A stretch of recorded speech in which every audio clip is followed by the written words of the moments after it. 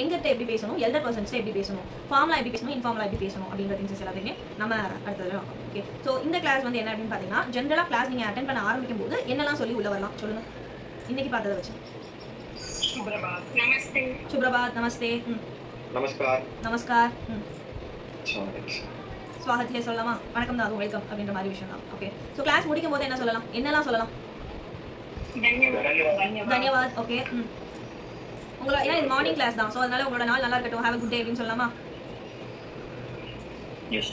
Okay, because நாங்கள் night class என்ன பண்ணுவோம்னா, ஸ்டார்ட் பண்ணும்போது குட் ஈவினிங் நமஸ்தேல ஸ்டார்ட் பண்ணி அண்ட் தென் முடிக்கும் போது சுப்ராத்ரி, தன்யவாத் சுப்ராத்ரியில் முடிக்கும், குட் நைட் அப்படின்றது முடியும். ஸோ லைக்வைஸ் நம்ம என்ன பண்ணலாம், இங்கே என்ன யூஸ் பண்ணலாம், அங்கே வந்து குட் டே யூஸ் பண்ண முடியாதுல்ல, அது டேவே முடிஞ்சிச்சு 9 o'clock 9:30 அப்படின்னு முடியும். ஸோ அப்போ இங்கே என்ன பண்ணலாம் அப்படின்னா, we can go with आपका दिन शुभ हो, உங்களுடைய நாள் நல்லா இருக்கட்டும் அப்படின்ற மாதிரி முடிக்கலாம். ஓகே, நம்ம கரெக்டாக பேசுகிறோமா, ப்ரொனன்சியேஷன் கரெக்டாக இருக்கா அப்படின்னா நீங்கள் எதுவுமே யோசிக்க வேணாம். நீங்கள் பேசினா மட்டும்தான் என்னால் கரெக்ஷன் பண்ண முடியும்.